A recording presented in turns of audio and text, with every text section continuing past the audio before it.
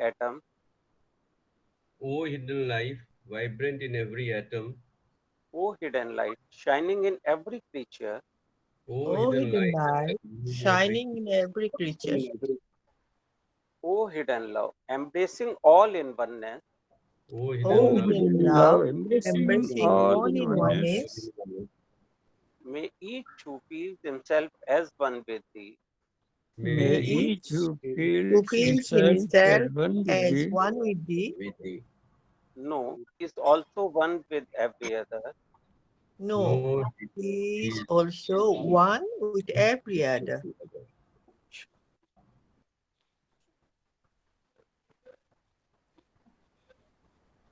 एक मिनट के लिए साइलेंस रखेंगे.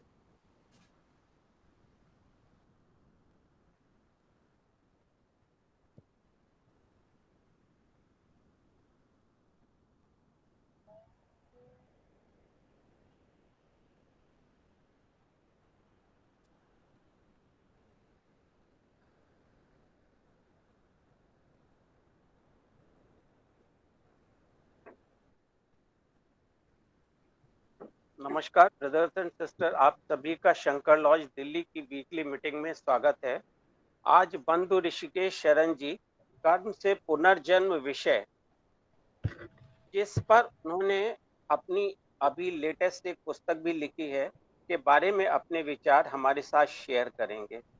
बंधु ऋषिकेश शरण जी ने पटना विश्वविद्यालय से भौतिक विज्ञान फिजिक्स में एमएससी की डिग्री प्राप्त की थी. वह 1975 बैच के आईएएस ऑफिसर हैं तथा 2011 में महानिदेशक केंद्रीय उत्पाद शुल्क, सीमा शुल्क एवं सेवा कर, central excise, custom and service tax के पद से सेवा मुक्त हुए थे. तत्पश्चात भारत सरकार ने उन्हें 2012 में अपने विभाग का मुंबई में लोकपाल बनाया तथा वे इस पद पर सन 2014 तक रहे. बंधु शरण ने 1970 में थियोसॉफिकल सोसाइटी ज्वाइन की थी. तब से वे थियोसॉफिकल सोसाइटी के माध्यम से सेवा कार्य में जुड़े हुए हैं. इन्होंने बुद्धा की टीचिंग्स पर सर्वाधिक कार्य किया है और इन्होंने 14 किताबें लिखी हैं और इनकी लेटेस्ट बुक कर्म से पुनर्जन्म है, जो कि 15 दिन में प्रकाशित हो जाएगी. पब्लिकेशन उसका चल रहा है. और इन्होंने कई और 25 पुस्तकें हैं, जैसे लाइट ऑफ एशिया इत्यादि का हिंदी में अनुवाद भी किया है. धम्मपाद गाथा एवं कथा 4 वॉल्यूम में सुंदर सचित्र पुस्तक हिंदी में लिखी है और उसी का इंग्लिश वर्जन 3 वॉल्यूम में लिखा है. President Delhi theosophical society federation भी हैं आज के दिन हमारे शरण जी, पिछले साल से. तो ये हमारे यहाँ अध्यक्ष हैं दिल्ली थियोसॉफिकल फेडरेशन के. अब मैं बिना अधिक समय गंवाए बंधु शरण जी से आग्रह करूंगा कि वे कर्म से पुनर्जन्म विषय पर अपने विचार हमारे साथ शेयर करें. बंधु शरण जी. respected brothers and sisters. To members of the Theosophical Society who are themselves experts on the topic of karma and reincarnation, what can a speaker like me speak? आप स्वयं इतने कुछ जानते हैं देवाचन के बारे में, शरीर का नाश कैसे होता है मृत्यु के बाद, किस लोक में रहता है, कहाँ से वो पुनर्जन्म की प्रक्रिया में वह कैसे फिर निम्न शरीरों से जुड़ जाता है और किस तरह से पुनर्जन्म लेता है. आपने इतना अधिक पहले ही से अध्ययन किया हुआ है कि उस समय कि उसके समक्ष मैं कुछ बातें कहने में हिचकिचा रहा हूं. लेकिन मेरे मित्र राजीव माथुर का मेरे ऊपर सदैव प्रेम पूर्वक दबाव रहता है कि मैं कुछ न कुछ शंकर लॉज के तत्वावधान में कुछ बोलूं, और इसलिए आज मैं उनकी इच्छा के अनुसार आपके सम्मुख कुछ शब्द कहने के लिए प्रस्तुत हुआ हूं. If we look around There are innumerable questions for which we are looking for the answer, but we are not able to find the answer. The seed came first or the tree? The egg or the hen? या हम समाज में जो देखते हैं विषमता, कोई व्यक्ति धनी जन्म में होता है, कोई गरीब, कोई कुरूप होता है, कोई सुंदर, कोई व्यक्ति प्रतिभाशाली होता है, कोई डलार्ड होता है। क्या कारण है? इसके साथ ही साथ हम यह भी देखते हैं कि कोई व्यक्ति अच्छे कर्म करता है इसी जन्म में, उसका जीवन दुखमय दिखता है। दूसरी ओर कोई व्यक्ति बुरे कर्म करता है, फिर भी वह फलता फूलता है। इन प्रश्नों का उत्तर जानने के लिए मनुष्य की सदैव से जिज्ञासा रही है। And man has been keen to find out the answers for these hidden questions of the nature and life. Religions, in their own way, have been speaking of this topic of karma, reincarnation. If you look at the religions in our country, starting from Sanatana Dharma, Hindu Dharma, if you look at the Bhagavad Gita, Lord Krishna says कि जिस तरह से व्यक्ति वस्त्रों को बदल देता है, पुराने वस्त्रों को छोड़ देता है, नए वस्त्रों को ग्रहण करता है, उसी प्रकार यह आत्मा भी शरीर त्याग देती है। और साथ ही कहते हैं कि यह आत्मा अमर है, न तो इसे काटा जा सकता है शस्त्र से, न पानी इसे भिगो सकता है, न आग जला सकती है, और न हवा इसे सुखा सकती है। तो ऐसा है। अगर हम अन्य धर्मों को देखें, जैन धर्म देखें, सिख धर्म देखें, भारतवर्ष में जो बौद्ध धर्म देखें, सभी धर्मों में, हमारे यहाँ के सभी धर्मों में कर्म के सिद्धांत को माना गया है। सिख धर्म में 84 लाख योनि में जन्म लेने की चर्चा है, और सभी में बौद्ध धर्म को छोड़कर बाकी तीनों धर्म में, हिंदू धर्म में, सनातन धर्म में, जैन धर्म में और सिख धर्म में आत्मा के अस्तित्व को स्वीकार किया गया। जैन धर्म में अंतर सिर्फ इतना है कि जैन धर्म मानता है कि शरीर त्यागने के बाद जो पुनर्जन्म की प्रक्रिया है वह विलंब से नहीं होती है, वह तुरंत बाद ही हो जाती है। और इस दृष्टि से जैन धर्म हिंदू धर्म और बौद्ध धर्म से भिन्न है। जैन धर्म में अच्छे कर्मों से व्यक्ति अच्छे लोक को जाता है और बुरे कर्मों से बुरे लोक को। इसी प्रकार सिख धर्म में भी व्यक्ति अच्छे कर्म करता है तो अच्छे लोक में जाता है, स्वर्ग में, और अगर बुरे कर्म करता है तो निम्न लोकों में जाता है। भक्त विलोचन जी का एक पद है अंग 526 में, उसमें उन्होंने बताया है कि मृत्यु के समय व्यक्ति अगर विभिन्न मन की स्थिति से शरीर त्यागता है तो उसका जन्म कहाँ होता है, यह उसमें बताया गया है।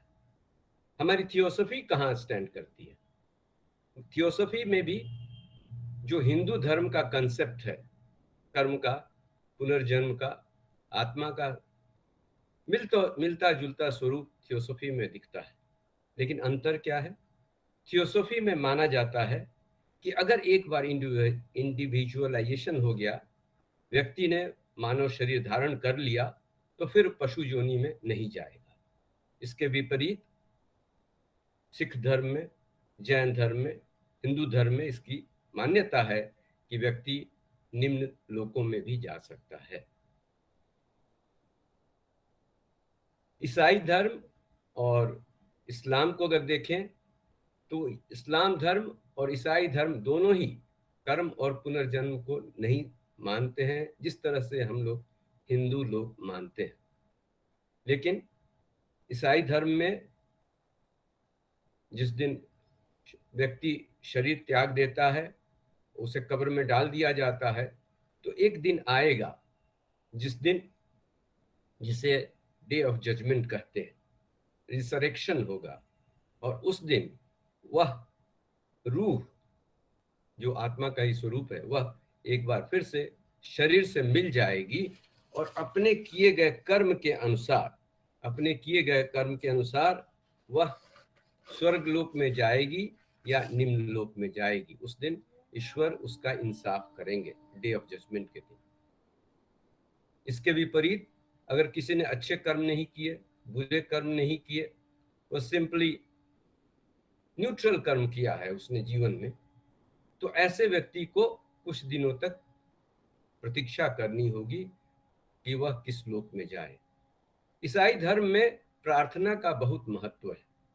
कहते हैं, वहां मान्यता है कि अगर उस व्यक्ति के, मृत व्यक्ति के सगे संबंधी, रिश्तेदार, मित्र अगर उसके लिए प्रार्थना करते हैं कि उसकी मुक्ति हो जाए, उसके लिए भली भावना भेजते हैं, तो उस प्रार्थना के कारण उस व्यक्ति को अच्छे लोकों में भेजा जा सकता है on the day of judgement. कहाँ जन्म होगा, इस विषय में भी पुरानी सोच के अनुसार स्वर्ग और नरक का जो कंसेप्ट है ईसाई धर्म में, the conventional thinking about heaven and hell is about A particular place. किसी जगह जाना पड़ता है, यह मान्यता रही है कन्वेंशनल सोच में। लेकिन मॉडर्न सोच के अनुसार it's not a particular place where the man goes after his death on the day of resurrection, it's only a state of mental being.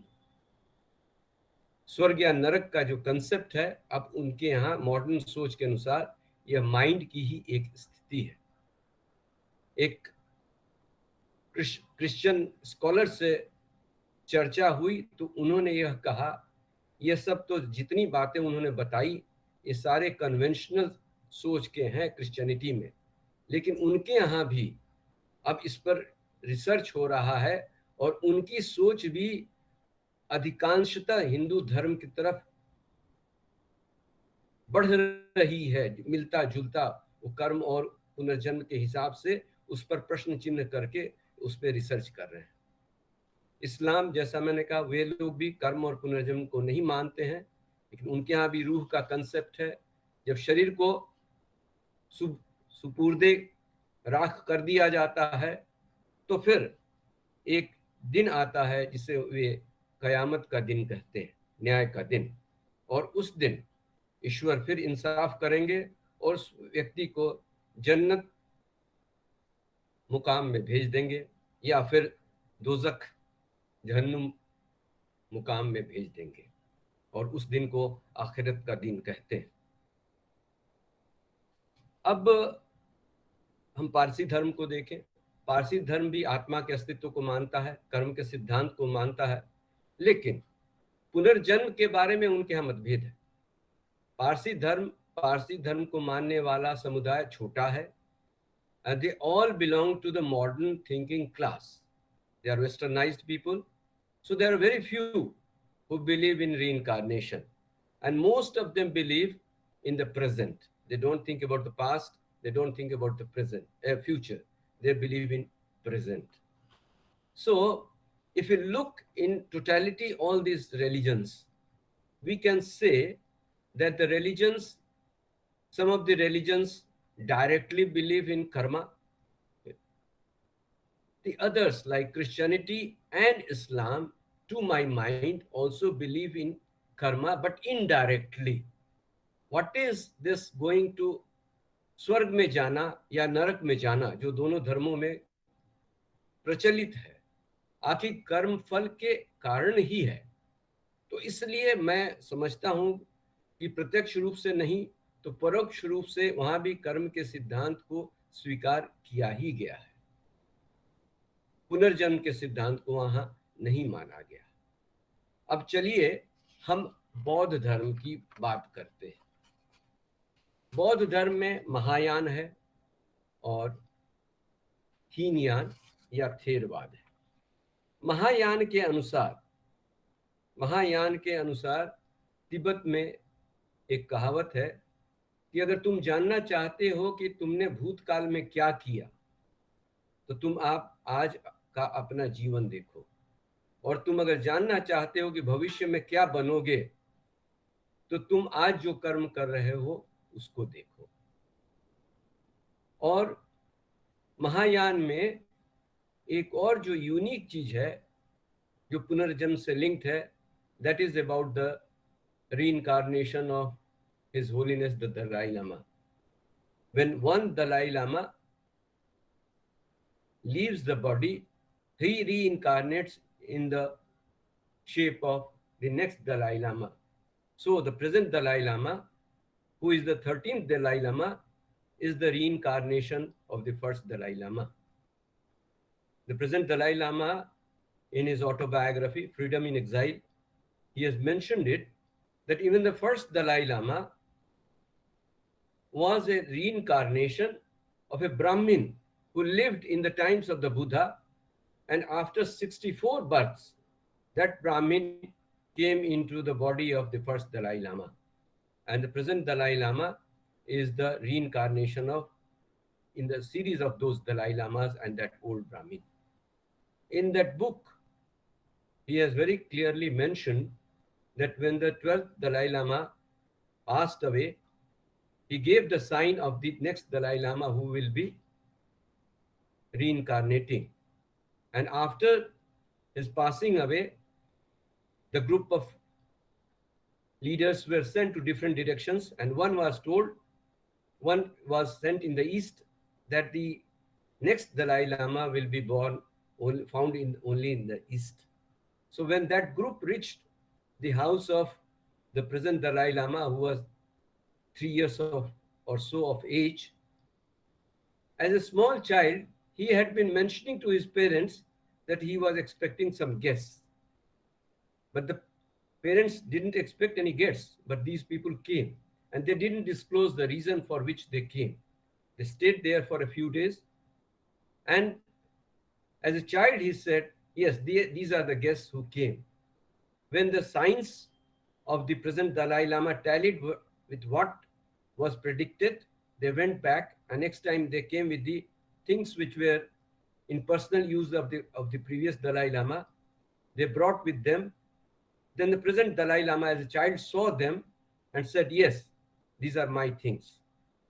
And so he was selected as the next Dalai Lama.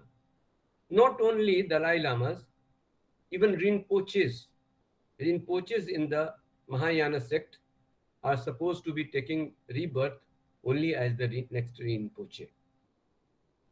There is a remarkable difference between Mahayana sect and the Theravada. Mahayana sect believes that all of us are on the way to become Bodhisattva, and one day we will become Bodhisattva and we will all become the Buddha. But according to Theravada, it's very, very difficult to become a Buddha. And that's why only 28 Buddhas have been there in this universe so far. But both of them deny the existence of the Atma. Mahayana and Theravada, both of them deny the existence of Theravada. The Buddha, if we recount, when he got enlightenment, he also saw his past lives, 554 in number, and saw how did he progress all throughout these lives, and ultimately became the Buddha. And he also gave that famous Udana on getting the birth, how he was looking around for the builder of the house, and he had found out that builder of the house, and now he said that you will not be able to build any house for me in the future anytime. So there are certain unique things about Buddha's teachings which directly give answer to all the questions which I raised at the beginning of this talk. Inequalities prevalent in the society. Why by doing good karma also people suffer? By doing wrong karma, people flourish. All these answers have been given by the Buddha. Let us try to examine that in a nutshell. The Buddha says there is no point in looking for what came first. The seed came first or the tree came first. The egg came first or the hen came first. The Buddha says simply, so far as karma is concerned, the Buddha says it is only our volition which is responsible for the karma which we create. He says, bhikkhus, volition is what I call karma. Actions. For through volition does one perform an action in deed, word, and thought. This means, Hindi में अगर कहें, भिक्षुगण हमारी इच्छा शक्ति, संकल्प शक्ति, हमारी नियत, हमारे अंदर जो भावना है, जिस भावना से मैं सोचता हूं और कोई कर्म करता हूं, वह भावना, वह चेतना, वह संकल्प शक्ति, वह इच्छा शक्ति ही हमारा कर्म है. उसे ही मैं कर्म क्रिया कहता हूं, क्योंकि यह शक्ति, इच्छा शक्ति, इसी से एक व्यक्ति मन, वचन या क्रिया से कोई कर्म करता है. हम सभी स्पष्ट है कि हमारे अंदर जो कुछ सोच होती है, नियत होती है, चाह होती है, संकल्प होता है, उसी से अच्छे या बुरे कर्म किए जाते हैं. तो इसी को बुद्ध कहते हैं कि हमारी जो संकल्प शक्ति है, इच्छा शक्ति है, वोल्यूशन है, that is what I call as karma. And because that volition, that ichha shakti is controlled by me, by you and everybody, so we become the maker of our own fate, creator of our own destiny, which is similar to what has been declared in the theosophical literature. You remember, dispenser of glory or gloom to himself, decreer of his rewards, his punishments. This is what has been told to us. And then the Buddha says the karmic heredity is more important that way than the family heredity. पिताजी से क्या gene आया, उससे ज्यादा महत्वपूर्ण है कि कर्म के. फिर इसको स्पष्ट करते हैं बुद्ध, कहते हैं कि तीन कारण है. देयर आर 3 वोल्यूशंस, 3 प्रकार की इच्छा शक्ति हैं जिनसे बुरे कर्म, अकुशल कर्म होते हैं. क्या हैं वे 3? लालच से अशुभ इच्छा शक्ति से अशुभ कर्म होता है. द्वेष से अर्थात हेट्रेड से अशुभ इच्छा शक्ति बनती है और अकुशल कर्म बनता है. और इसी प्रकार भ्रांति, अज्ञान, डिल्यूजन से अशुभ इच्छा शक्ति बनती है और अशुभ कर्म बनते हैं. इसी प्रकार 3 कुशल कर्म करने वाले स्रोत भी हैं.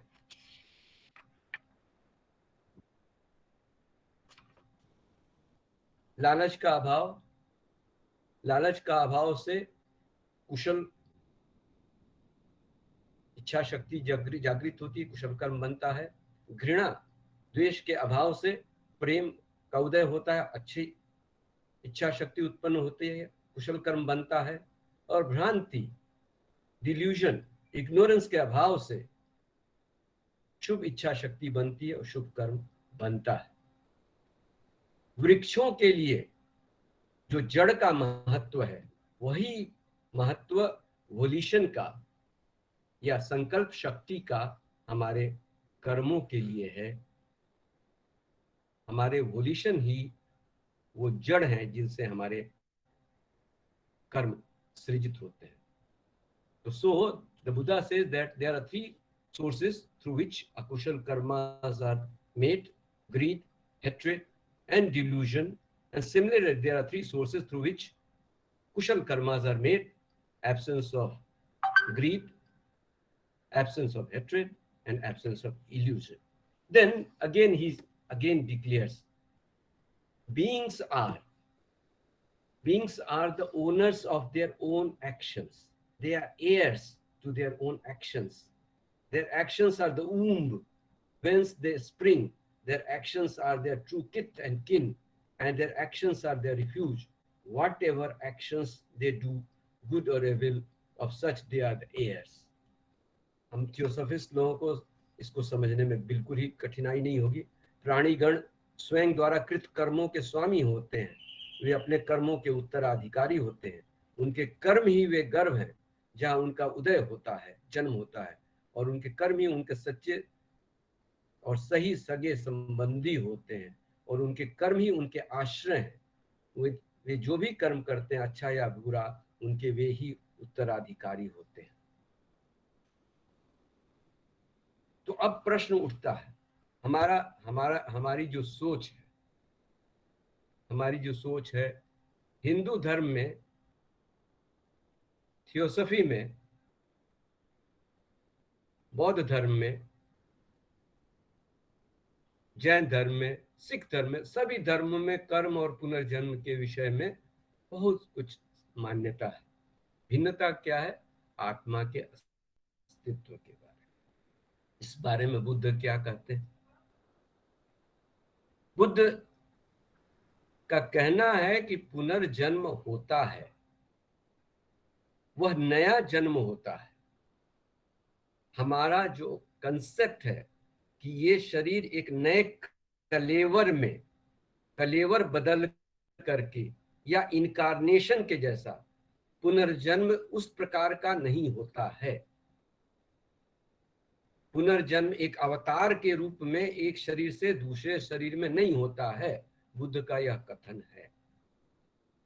इस प्रश्न को राजा Milinda, the dialogues of Milinda करके बुद्ध का बौद्ध साहित्य है, उसमें नागसेन के साथ, भिक्षु नागसेन के साथ मिलिंद का वार्तालाप दिखाया गया है. तो मिलिंद राजा प्रश्न पूछते हैं कि यह कैसे संभव है कि अगर आत्मा नहीं है तो एक शरीर से दूसरे शरीर में व्यक्ति का ट्रांसफर हो जाता है. तो भिक्षु नागसेन इसे समझाते हैं कि जब एक दीपक से दूसरे दीपक में रोशनी चली जाती है तो इसका अर्थ यह नहीं है कि यह ज्योति पहले रोशनी से दूसरे रोशनी में चली गई. इसी प्रकार आत्मा एक शरीर से दूसरे शरीर में नहीं जाती है. बुद्ध से यह प्रश्न पूछा गया तो बुद्ध ने इस प्रश्न का उत्तर बहुत तरह से दिया. पहला तो एक दिन एक भिक्षु ने उनसे कहा कि आप अगर मेरे ऐसे प्रश्नों का स्पष्ट रूप से हां या ना में जवाब नहीं देंगे तो मैं भिक्षु संघ छोड़कर चला जाऊंगा. He threatened like this to the Buddha. Then the Buddha asked him, you tell me, when you joined the Sangha, did you tell me that I am obliged to answer all your questions? He said, no, sir. Then he said that, why should I answer this type of question? The Buddha says that these are the अव्यक्त questions.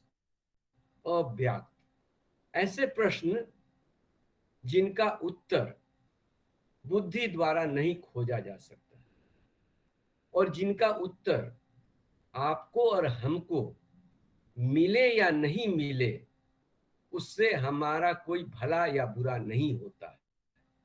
तो ऐसे प्रश्नों को बुद्ध अव्याक्त प्रश्न कहते थे और अपने भिक्षुओं को प्रोत्साहित नहीं करते थे कि वे ऐसे प्रश्नों के पचड़े में पड़े।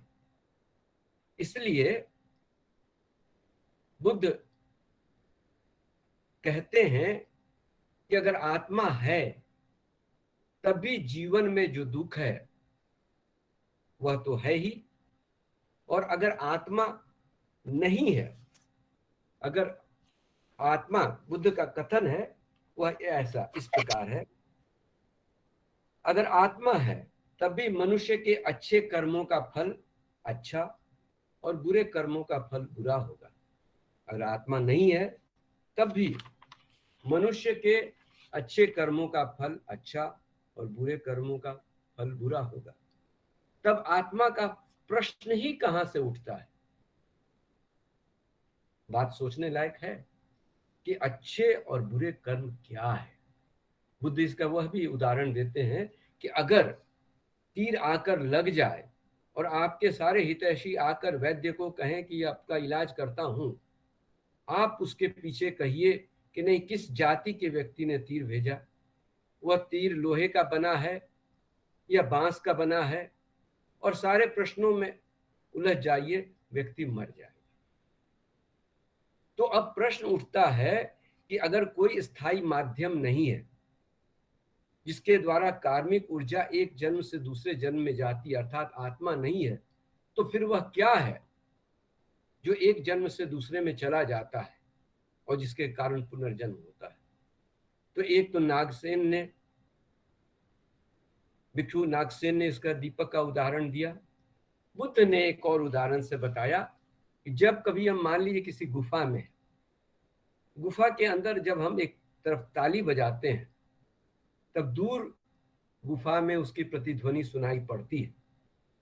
तो क्या हम यह कह सकते हैं कि हमारे ताली की ध्वनि गुफा में पहले से ही विद्यमान थी?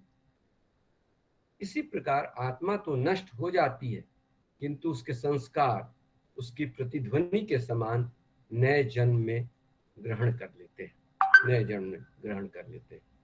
जातक कथाओं में भी जिक्र आता है कि सुमेध भंते के रूप में किस प्रकार अट्टकथा के दूरे निदान खंड में जिक्र आता है कि सुमेध ब्राह्मण के रूप में किस प्रकार राजकुमार सिद्धार्थ जो बुद्ध हुए, वो जाकर के प्रार्थना करते हैं दीपांकर बुद्ध से कि मैं भी बुद्ध बनना चाहता हूं, और दीपांकर बुद्ध घोषणा करते हैं कि तुम भविष्य में बुद्ध बनोगे, तुम बुद्ध बनोगे।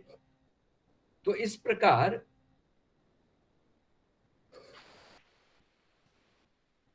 बुद्ध ने आत्मा के अस्तित्व के बिना भी, लेकिन तब उन्होंने इसका स्पष्टीकरण किस प्रकार दिया? उन्होंने दो चीजें बताई, अनिच्चा, अनिच्चा और अनत्ता, दो शब्दों को बता। अनिच्चा मतलब हर चीज दुनिया की जो है अनित्य है, वो समाप्त हो जाएगी, टेम्पररी है, समाप्त होना ही है। और अनत्ता, कोई चीज परमानेंसी नहीं है। इसके द्वारा उन्होंने स्पष्ट किया कि किस प्रकार इसका स्पष्टीकरण दिया जा सकता है। चुल्लकम विभंग सूक्त में शुभ नाम का एक युवक बुद्ध से प्रश्न पूछता है कि संसार की विषमता का कारण, तो बुद्ध उसको स्पष्ट करके बताते हैं वही कि केवल कुशल कर्म और अकुशल कर्म, यही दोनों कर्म हैं जिनके द्वारा, जिनके कारण व्यक्ति जब जन्म लेता है तो संसार में असमानता दिखती है। और फिर विश्लेषण और विभाज्यवाद के द्वारा वे बताते हैं कि किस प्रकार हमने जो देखा कि कोई आदमी अच्छा कर्म करता है उसको भी दुख होता है, जो बुरे कर्म करते हैं तो उसको सुख मिलता है।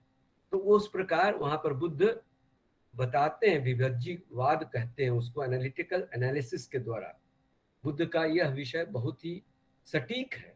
और वहां पर बताते हैं कि इस प्रकार हे आनंद, एक अकुशल कर्म होता है जो दूसरे अकुशल कर्म पर भारी पड़ता है। मैंने अकुशल कर्म किया और अकुशल ही उसका परिणाम हुआ।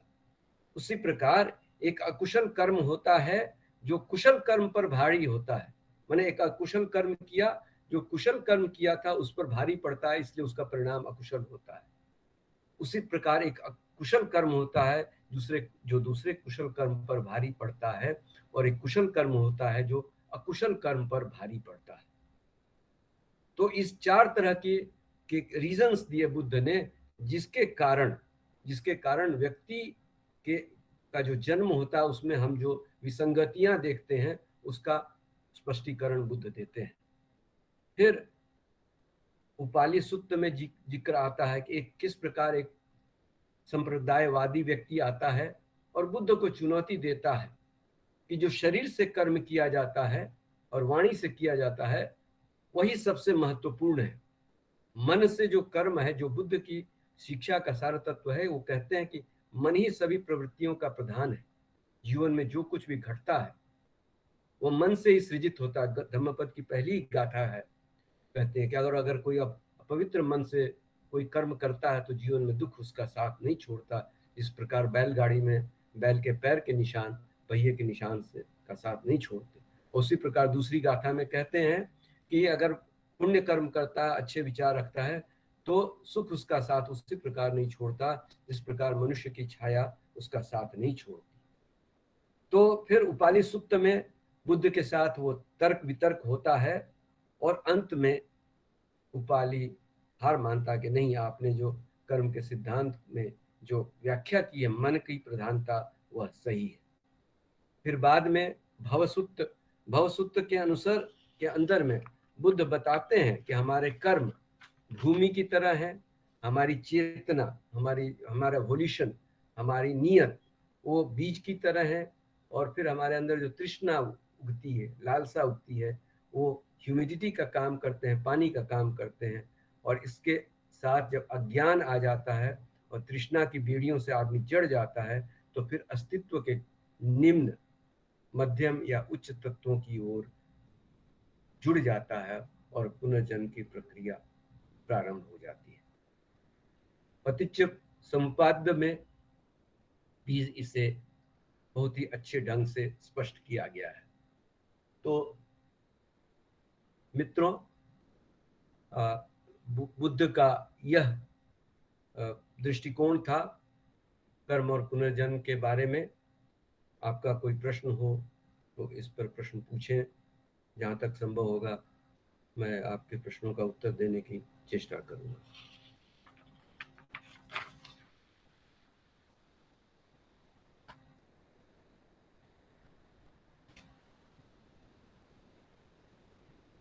यस ब्रदर बोरा, डॉक्टर उपेंद्र नाथ बोरा इंडियन एडमिनिस्ट्रेटिव सर्विस के रिटायर्ड ऑफिसर हैं, आसाम कैडर के, और national facilitator on ethics and values in public governance के एक फैसिलिटेटर हैं और ट्रेंड टीचर हैं।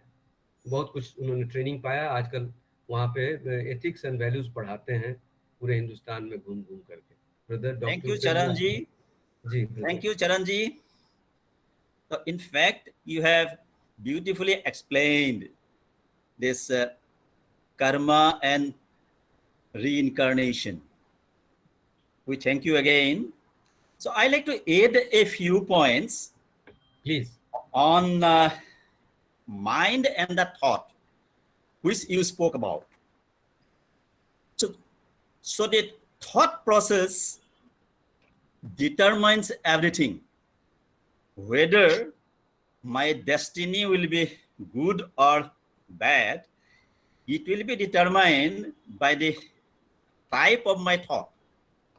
So if I think something negative, so it will have some negative feelings in my mind, and my attitude will also be negative. And if I think something positive, feelings will be positive and the attitude will be positive. And ultimately, what I will be doing will depend upon that.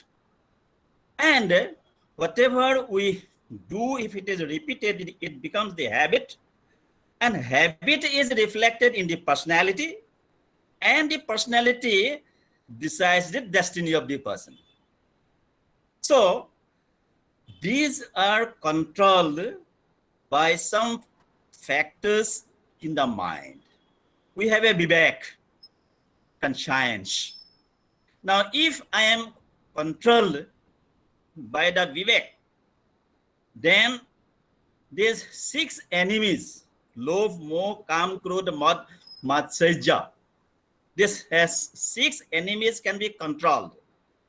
And ultimately, whatever we do will be for the benefit of the humanity, and as a result of which we will be doing something good for all. Now, I have a question to you. The question is, nowadays, especially the youth, they are concerned with body consciousness. So many parlors, etc., are everywhere, and especially the youth, they are concerned about the body consciousness. How we can change it to soul consciousness? Because unless and until we change it from body consciousness to the soul consciousness, peace in the society is far away. So if we are to establish peace and harmony in the society, reduction of corruption in the society, and whatnot, we are to think about soul consciousness. Because if we can think that the soul is pure and soul will not do any harm to anybody, it is always honest, pure, and does good to everybody. So if we can change the concept from body consciousness to soul consciousness, I believe we can achieve a lot. How to do that? Please. Brother, that is a very, very important question. Very, very important question. Now, the question has to be looked from the point of view and of an individual, and as you said that from a collective point of view, because if I mean, the objective is to change the society, and it is in that background you have been kind enough to throw open this problem issue. Now, if we look around, let us look at the example of Gandhiji. Now, Gandhiji, in his autobiography himself, says that I have been experimenting with the truth all throughout life. And he was neither, I mean, so intelligent as Aurobindo or Tilak or other people, or Rama, or he in devotion, he was not as great as Vivekananda or Ramakrishna Paramhans, but he as a simple person all throughout life, he experimented with what he believed to be true, and he followed it and then came to his conclusions, and that became part of his nature. Now, the whole process of self-purification, if you look at his autobiography, it is such a challenging job. Such a challenging job. A person like so much of devotion, conviction, everything personified. If a person like Gandhi also found it so difficult to transform himself, then with the modern, the society in which we are living today, 24 hours we are being bombarded with the types of the negative thoughts. Now, for the last 10 days or so, We are only seeing the negativities which are coming from Afghanistan and everywhere. I mean, and on the YouTube everywhere. Now, how do I, if there is fire around everywhere, how do I feel the coolness of an air-conditioned compartment? And it is not likely to, at all to come from outside. So the outside atmosphere, suppose we are interested that your son or daughter or my son or my daughter, they change into this soul consciousness from, they instead of thinking about their own selfish interests only, they look also a bit broader and look for others. Now the question is, everywhere that fire is there, heat is there, only selfishness is there. If they go to office, they find the same type of atmosphere where there is politics and going up in life. They are doing all types of tricks and these things. Here, unless the within fire within is so strong, or the will within is so strong that it will overcome everything. What happens that one, you remember when we were in school or college, we were so idealistic people. But as the times went up, we remained idealistic, some of us. But that sense of idealism didn't grow the way it should have grown with the fire we had, because there was no conducive atmosphere to do it. So the challenge comes to individuals, and it will remain like that in the society. People with those fire inside, with that urge inside, that will to do something, will only be able to, it will be like we are like that egg. The content inside has to make that serious effort to break the shell and come out. Now with the atmosphere around, most of the people find discouraged to do it. The atmosphere is not helping us. If you look at the politicians, more than 50% of them are involved in some crime. Where do they go for idealism? The people who are doing wrong are found every day flourishing. So it becomes still more challenging. Now, what we can do, that we can, by our own example, we can set example to others. That is, if we are able to do that, probably we are playing our role in a sincere way. And probably we can't do even more than that.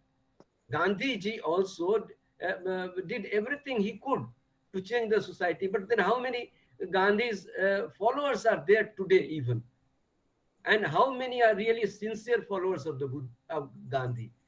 So these problems will always remain, and I think it will remain to an individual's initiative. And it's, Aurobindo, for example, Aurobindo tried it at Auroville in international living. He tried so many years, almost 100 years ago. Now, the impact is not seen. Theosophical Society started in 1875, almost 150 years ago. And with the message of universal brotherhood. But still, we are very far, far away from brotherhood. So it will always remain, I think that it will remain a challenge for an individual. And if the individual is able to overcome, probably can help the friends around, people around to grow and do something. That is how I feel and look at this question. It's a very, very challenging question. We have been looking for the answer. I think Brother Mishra. Can I answer a part of question asked by Dr. Upender? Yes, I'll introduce Dr. DC Chan. Dharamchand Jain ji, he has been the head of the Department of Neurology in Safdarjung Hospital, and he is great exponent of the animal welfare. For the last 50 years, he has been working on the animal welfare, and our association with each other is through the animal welfare activities only for the last 20-30 years. Dr. DC Jain is a very devoted worker for animal welfare. So Brother Jain wants to explain your point. Please, sir, please. Dr. Upender, very, very nicely, you raised a very pertinent question. and you wanted to have an answer of it. I would like to answer this question from the medical point of view, because I found that many aspects of our life, if we analyze in a scientific manner, answer will be evident. We have realized that in the brain there are certain neurotransmitters. There are chemical substances in the brain which are released following a particular type of act.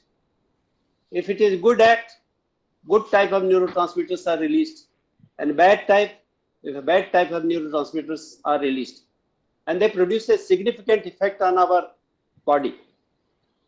I would like to quote you an example that during the summers, in the afternoon, suppose you take a glass of curd along with sugar, you will feel tranquilized. At the same time, suppose somebody takes a cup of hot coffee at that time in the summers, he will feel excited, he will be aggressive. So that means the food is affecting your brain. One type of food is exciting, one type of food is tranquilizing. This can be mimicked by drugs. If I give a drug, hyoscine, I can induce a response equivalent to an aggressive person. If I give a tablet of GABA aminobutyric acid, the response will be different. He will be tranquilized. So that means one food substance is producing a particular type of effect. That means our daily activities are being modified, recycled, rechanneled according to what we are eating and what we are thinking. Suppose somebody takes alcohol, he will feel aggressive, he will feel violent, he will lose the control of mind. So it has been seen that many of our behavioral activities are governed by our type of neurotransmitters which are released subsequently to the type of food which we take and also type of thinking which we have.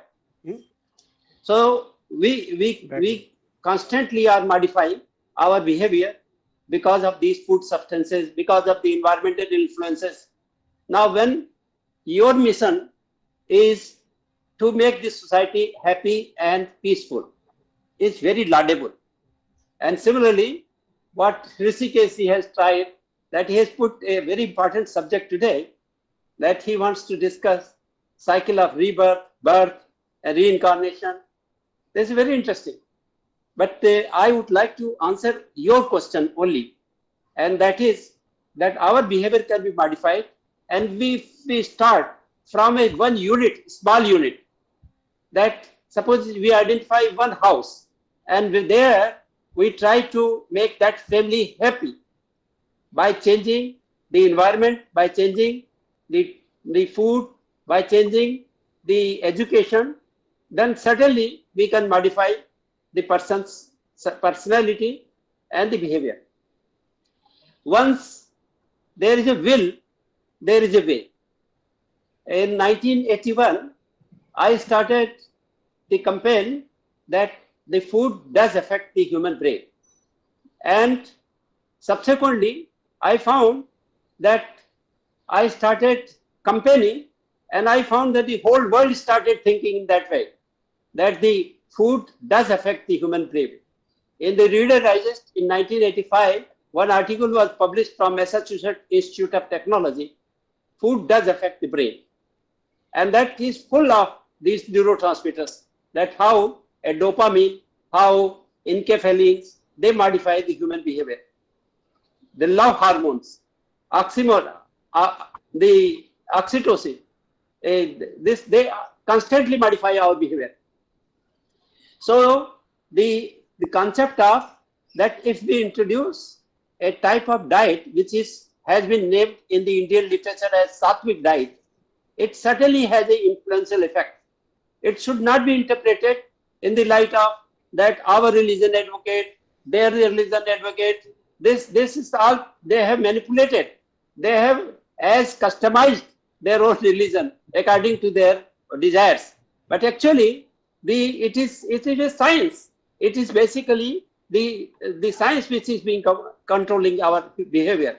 So this can be your question is very laudable, and it can be addressed very nicely, that if we educate that what are the diseases which are produced because of wrong thinking, what are the diseases which are produced because of the lust, because of animosity or the bad quality, and also how the behavior could be improved by positive thinkings, honesty.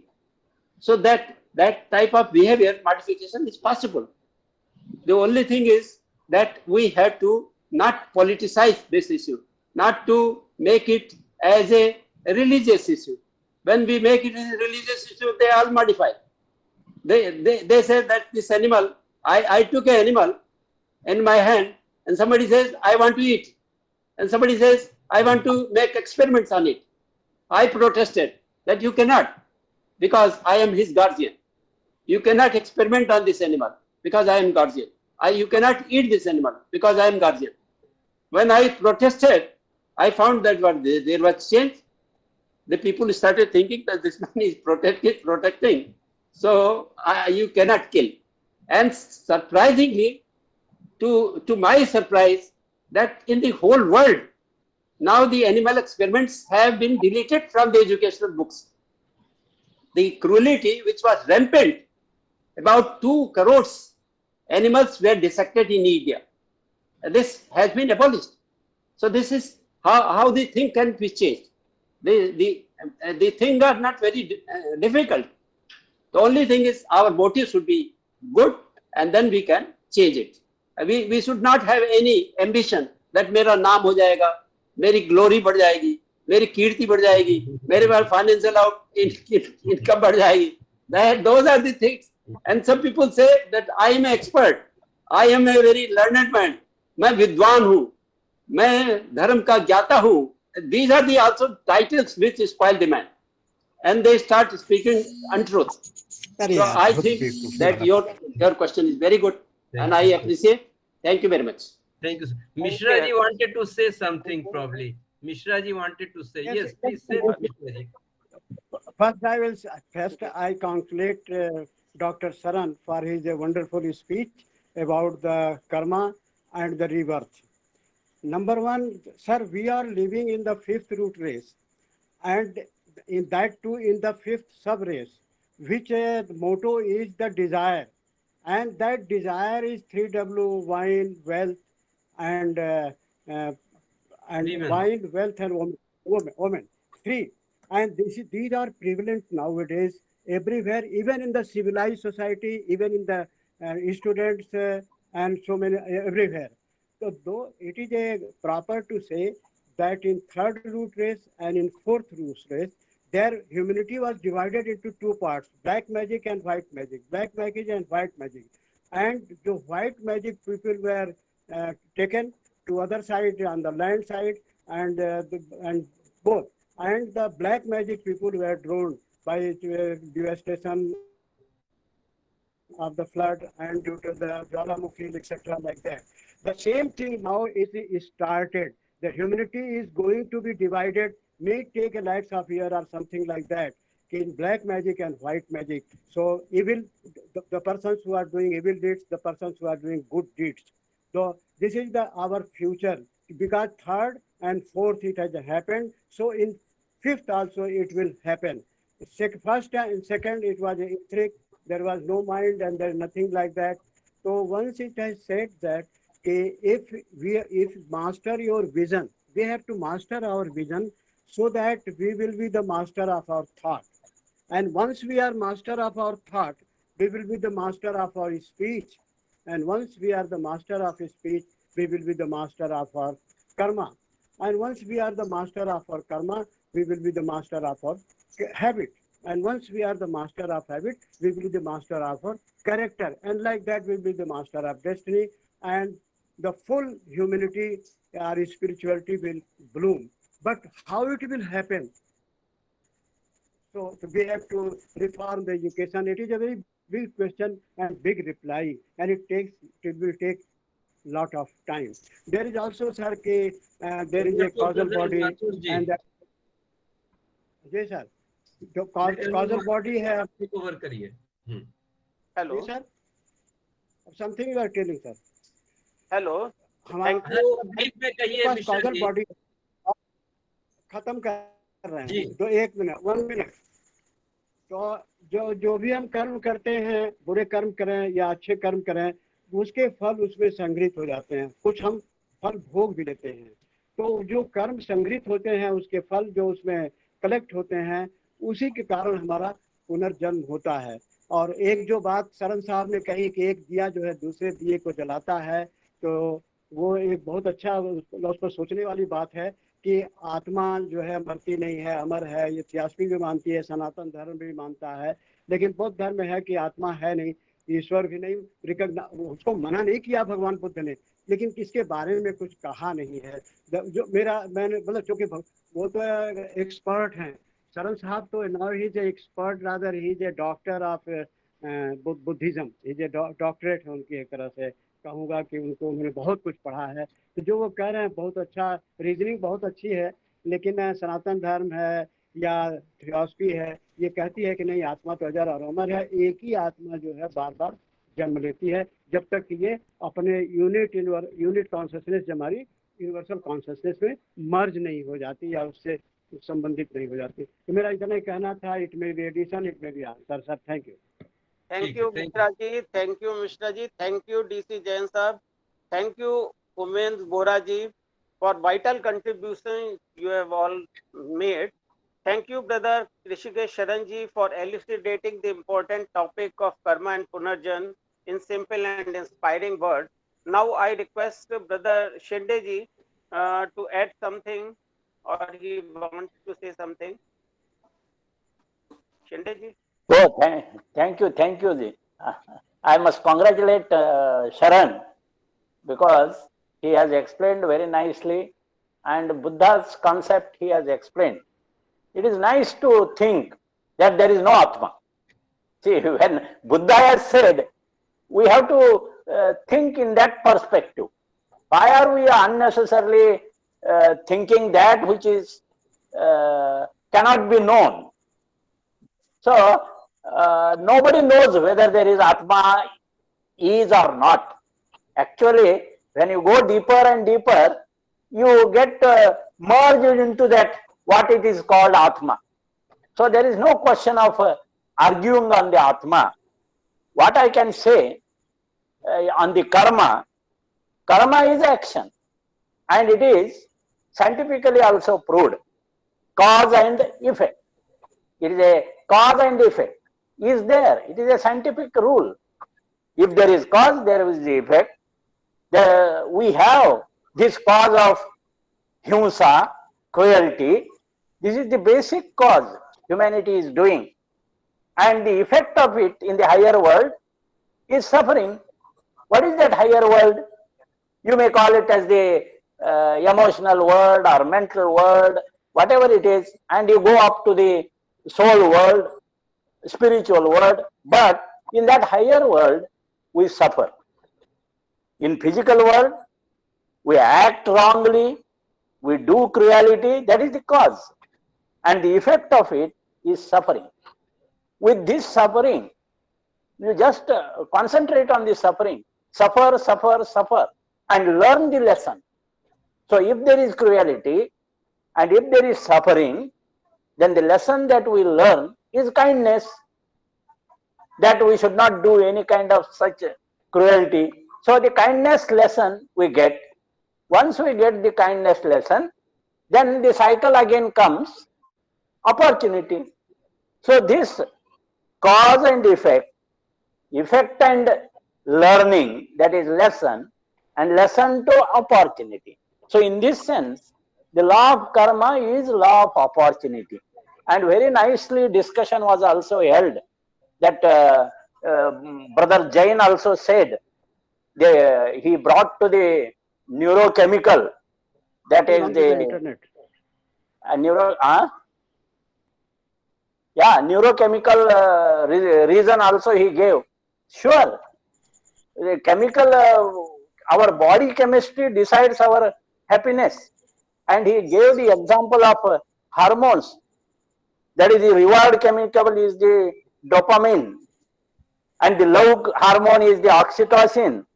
He also said painkiller is the endorphin, and the mood stabilizer is the serotonin. So these are the scientific things which we have understood now.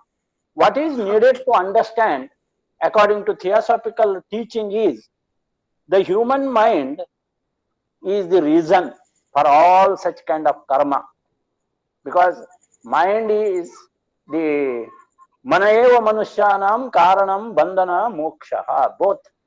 So mind functions in 4 dimensions. That is what we have to understand. At buddhic dimension, our intellect functions. At emotional dimension, of our lower mind functions, and our ahankara, ego, that also functions. So intellect, emotion, and ahankara, buddhi, man, and ego, these are the 3 dimensions, and chitta is the mind stuff. I am calling it as the mind stuff, common ground for buddhi, manas, and ego. So this mind stuff, record keeper, it is really a record keeper of above 3 dimensions, dimension of intellect, emotions, and ahankar. So here it is the record keeper. That is, we call it as the subconscious mind or chitta or mind stuff. So each dimension has a specific function according to its location, features, according to its strength and weak, and we are doing continuously karma. Nahi kaschit kshanam api jatu tishtitya akarma kruta karyate he avashyaha karma sarva prakriti jairgune. So we are doing karma, but as it is discussed nicely, the whole lecture I heard, and it went to the scientific reasons also. So we can change our body chemistry, and we can attain that peace of mind. Otherwise, mind goes into pieces. So this is how our mind is fragmented. So we can understand the karma. The karma is the wonderful teaching. It is the law of action and reaction, law of harmony. Harmony is the only law in the universe, and the order is its expression, and love is its perfume. If we understand these things, basically, whatever theosophical teaching is given, all 3rd root race, we have experienced all this, many, many races. But now we have to change our mind stuff. That is what Krishnamurti said. There has to be a radical change in the human psyche. Otherwise, there is no evolution. There has to be a revolution in our psyche. Thank you for giving this opportunity. Today I am going to give a talk to Russia on the light on the path, but it is at 8:30. So I thought, why not we listen to our brother H.K. Sharan, who is well studied in Buddhism, and he explained very nicely in Hindi, in English, everything. His fluency is also good. I appreciate. Thank you, Sharan. Thank you.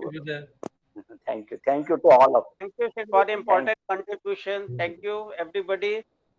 और किसी ने कुछ add करना है या किसी का कोई क्वेश्चन है तो शॉर्ट में ले लें, क्योंकि टाइम ऑलरेडी हो चुका है. तो अब जरा सा शॉर्ट में अगर किसी का है तो जरा बताएं प्लीज. किसी ने कुछ बात कहनी है, ऐड करना है या क्वेश्चन है? नहीं है तो अब हम प्रेयर करते हैं. ओम सर्वे भवन्तु सुखिनः, सर्वे सन्तु निरामया, सर्वे भद्राणि पश्यन्तु, न कश्चित् दुःखात् भवेत्. ओम शांति.